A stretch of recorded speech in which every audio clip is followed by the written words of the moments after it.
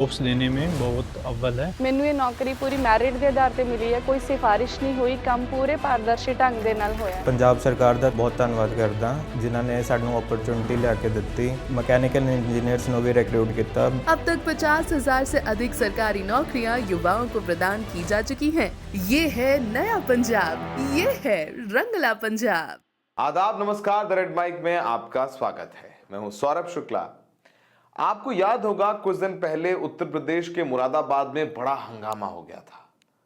दरअसल वहां पर एक सोसाइटी है, वहां पर एक हिंदू डॉक्टर ने एक दूसरे मुस्लिम डॉक्टर को अपना फ्लैट बेचने की कोशिश की और फ्लैट बेच दिया, जिसके बाद पूरे सोसाइटी वाले इकट्ठे हो गए और बवाल कर दिया, प्रदर्शन कर दिया कि हम किसी मुसलमान को अपनी सोसाइटी में नहीं रहने देंगे, यहां माहौल खराब होता है, वगैरह वगैरह वगैरह। डीएम से मिलाए, एसडीएम से मिलाए, एसपी से मिलाए।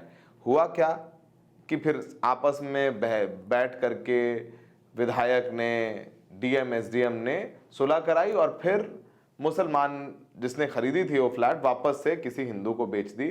ये सब बातचीत हो गई। यानी अंत में क्या हुआ कि हिंदू मोहल्ले में उस मुसलमान ने फ्लैट नहीं लिया। अब वैसा ही एक मामला गुजरात सूरत में आया है, लेकिन यहां पर कैसे उस बिक्री को रोका गया और किस कानून के तहत रोका गया, यह बड़ा दिलचस्प है। आपको बताएं, यह मामला जनवरी का है, 2025 इसी साल का। सूरत में सलाबतपुर की एक रिहायशी सोसाइटी में रहने वाली एक हिंदू महिला ने अपनी प्रॉपर्टी को लेकर एक मुस्लिम महिला से सौदा किया।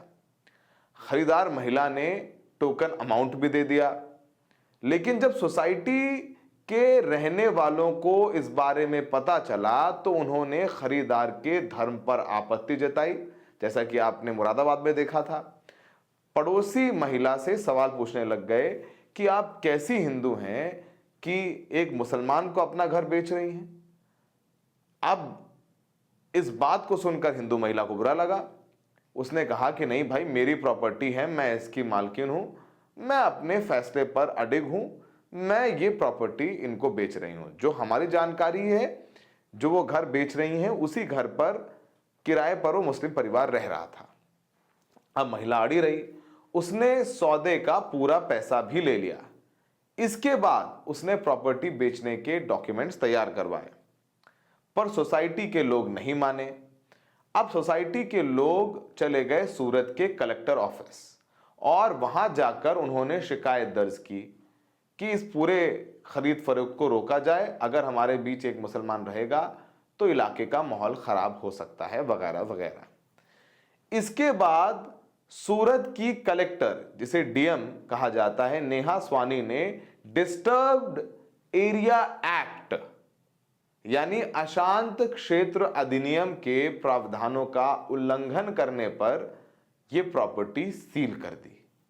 यानी इस महिला की प्रॉपर्टी सिर्फ इस बात पर सील कर दी गई कि उसने अपना घर एक मुस्लिम को बेचने का फैसला लिया। अब आप सोच रहे होंगे कि ये किस कानून के तहत किया गया। देश में तो संविधान में सबको बराबरी का हक है, जमीन खरीदने बेचने का अधिकार है। कश्मीर में जाकर के कहा जा रहा है कि बसाया जाएगा, वहां पर इंडस्ट्रीज खोली जाएंगी, कश्मीर में हिंदू जाकर के रह सकते हैं, जमीन खरीद सकते हैं। तो फिर गुजरात में क्या एक मुसलमान हिंदू से प्रॉपर्टी नहीं खरीद सकता? लेकिन यहां पर एक कानून है, जिस कानून का नाम है डिस्टर्ब्ड एरिया एक्ट, जो 1991 में लागू किया था। दरअसल 1986 में गुजरात विधानसभा में इसका विधेयक पेश किया गया और 1991 में एक कानून बना। सरकारी दस्तावेजों में इस एक्ट का पूरा नाम है the Gujarat prohibition of transfer of immovable property and provision for protection of tenants from eviction from premises in disturbed areas act. बताना जरूरी है ना, गलत ना हो जाए। इस कानून के तहत डिस्टर्ब्ड एरिया में कोई व्यक्ति किसी दूसरे धर्म के व्यक्ति के साथ प्रॉपर्टी का सौदा नहीं कर सकता है। डिस्टर्ब्ड एरिया एक्ट 1991 के तहत जिला कलेक्टर यानी डीएम किसी शहर या कस्बे के किसी खास इलाके को अशांत क्षेत्र घोषित कर सकता है। यह पावर डीएम के हाथ में है और ऐसा उन जगहों पर किया जाता है जहां सांप्रदायिक दंगों का इतिहास हो और यह सांप्रदायिक दंगे हो रहे हों, माहौल खराब हो और डीएम की इजाजत के बिना कोई भी अपनी संपत्ति किसी दूसरे धर्म के व्यक्ति को नहीं बेच सकता। डीएम की इजाजत होगी तो ही कोई व्यक्ति अपनी प्रॉपर्टी दूसरे धर्म के व्यक्ति को बेच सकता है, यानी डीएम साहब हो गए भगवान। अब सबसे बड़ा सवाल यह उठता है कि क्या गुजरात में कोई हिंदू किसी मुस्लिम को अपनी संपत्ति नहीं बेच सकता? यह बहुत बड़ा सवाल आता है। तो जवाब है हां भी और नहीं भी। अगर कोई प्रॉपर्टी डिस्टर्ब्ड एरिया यानी दंगा प्रभावित इलाके में है तो इसे बेचने के लिए कलेक्टर की इजाजत लेना जरूरी है। अब उसको लागू कर सकता है डीएम ही। अब वहां दंगा हो रहा है नहीं हो रहा है, लेकिन अगर उस एक्ट को लागू कर दिया डीएम ने तो फिर आप नहीं बेच खरीद सकते। डीएम से पूछोगे और अगर आप उसका उल्लंघन करोगे तो 3 से 5 साल की सजा भी हो सकती है आपको। यानी अपनी प्रॉपर्टी अगर आप किसी मुसलमान को बेचना चाहोगे और वहां पर यह एक्ट लागू है तो आप 3 से 5 साल की सजा काटोगे जाकर के, भले ही उस प्रॉपर्टी का मालिक हिंदू हो या मुसलमान हो। नवंबर 2019 में गुजरात के वडोदरा में रहने वाले महेश पलानी ने अपना घर एक मुस्लिम परिवार को बेचना चाहा। इसके लिए उन्होंने पुलिस वेरिफिकेशन के लिए आवेदन दिया, लेकिन मुस्लिम खरीदार होने के कारण सोसाइटी के लोगों ने मकान दिखाने तक नहीं दिया। सोसाइटी के लोगों ने डिस्टर्ब्ड एरिया एक्ट का हवाला देते हुए कहा कि कोई भी अपनी प्रॉपर्टी मुस्लिम परिवार को नहीं बेच सकता। इस इलाके में हिंदू परिवार रहते हैं, इसलिए यहां मुस्लिम परिवारों को नहीं बसाया जा सकता। यानी 100 बात की एक बात कि अगर आसपास वाले आपत्ति दर्ज नहीं करा रहे हैं और वहां प्रॉपर्टी डिस्टर्ब्ड एरिया कानून नहीं लागू है तो आप प्रॉपर्टी किसी मुस्लिम को बेच सकते हैं, लेकिन अगर यह एक्ट लगा दिया तो नहीं बेच सकते। यानी अगर आपको बेचनी है तो पहले अपने आस पड़ोसियों से, सोसाइटी वालों से बात कर लीजिए, उनसे रजामंदी कर लीजिए और उसके बाद ही अपनी प्रॉपर्टी गुजरात में बेचिए। लेकिन ये एक्ट गुजरात में क्यों बनाया गया ये भी जानना जरूरी है। तो इसके लिए चलते हैं हमारी एडिटर लीगल अफेयर सपना कौशिक के पास। देखिए, ये डिस्टर्ब्ड एरियाज एक्ट जो है ये 1991 में कांग्रेस सरकार गुजरात में लेकर आई थी कि जब भी अगर कोई कम्युनल राइट्स होते हैं तो उसकी वजह से कोई अपनी प्रॉपर्टी बेच कर ना चला जाए या उससे किसी दबाव में ये प्रॉपर्टी कोई अपने नाम पर ना करवा ले, तो उन सबको रोकने के लिए और पोलराइजेशन को रोकने के लिए ये एक्ट लेकर आया गया था। या फिर इसका एक और ऑब्जेक्टिव था कि सोसाइटी में पीस मेंटेन की जा सके, लॉ एंड ऑर्डर मेंटेन किया जा सके, उसके लिए भी ये भी एक ऑब्जेक्टिव था।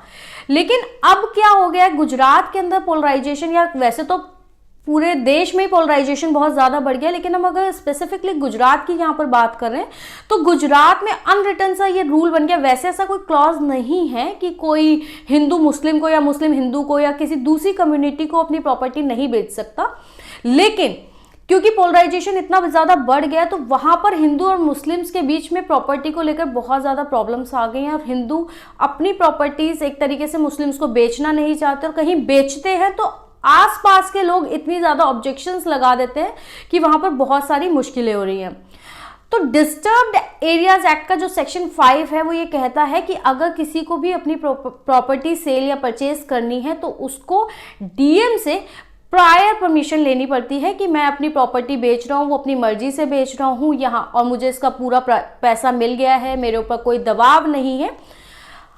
और उसके बाद भी डीएम के पास, क्योंकि बहुत ज़्यादा पावर्स दे दी गई हैं, तो वहाँ पर डीएम के पास पावर है कि वो प्रॉपर इंक्वायरी करे, उससे संबंधित सभी पक्षों को सुने अगर कोई ऑब्जेक्शन रेज करता है, और उसके बाद भी उसके पास डिस्क्रिशनरी पावर है कि अगर उसे ऐसा लगता है कि इसकी वजह से पोलराइजेशन हो सकता है, समाज में शांति भंग हो सकती है, तो वो परमिशन देने से मना कर सकता है। और अगर डीएम ने परमिशन नहीं दी तो आप अपनी प्रॉपर्टी सेल ऑफ नहीं कर सकते, और अगर करते हैं तो वो नल एंड वॉइड होती है और इसमें 5 साल तक, 3 से 5 साल तक की सजा भी हो सकती है। और क्योंकि ये आर्टिकल 19 जो फंडामेंटल राइट देता है किसी भी भारतीय को कि वो कहीं भी जाकर अपनी प्रॉपर्टी परचेज कर सकता है, रह सकता है, उसका वायलेशन होता है। तो इसी ग्राउंड पर डिस्टर्ब्ड एरिया एक्ट को गुजरात हाई कोर्ट के अंदर चैलेंज भी किया गया है कि ये फंडामेंटल राइट्स का वायलेशन है, तो क्या ये जो कानून है ये कॉन्स्टिट्यूशनली वैलिड है? इसी को लेकर अभी इसकी जो रिट है इसके खिलाफ जो फाइल की गई है वो अभी कोर्ट में, गुजरात हाई कोर्ट में पेंडिंग है। और बाकी ऐसे बहुत सारे केसेस गुजरात में हर दूसरे दिन सुनने को मिलते हैं कि कहीं पर अगर हिंदू ने किसी मुस्लिम को प्रॉपर्टी सेल ऑफ कर दी तो वहाँ पर अड़ोसी पड़ोसी जो होते हैं वो जाकर उसके खिलाफ उसको चैलेंज कर देते हैं कि इसको ये सेल ऑफ नहीं कर सकता, इससे यहाँ पर शांति भंग होगी। और ऐसे बहुत सारे केसेस गुजरात हाई कोर्ट में पेंडिंग है। तो ये बहुत ही बड़ी प्रॉब्लम हो चुकी है समाज के अंदर कि पोलराइजेशन इतना बढ़ रहा है कि लोगों के फंडामेंटल राइट्स के ऊपर भी अब आंच आने लगी है। और अब देखने ये होगा कि गुजरात हाई कोर्ट इसके ऊपर क्या फैसला देती है कि क्या ये डिस्टर्ब्ड एरिया एक्ट जो है क्या ये कॉन्स्टिट्यूशनली वैलिड है, क्योंकि अगर आप वैसे देखेंगे तो ऑब्वियसली ऐसा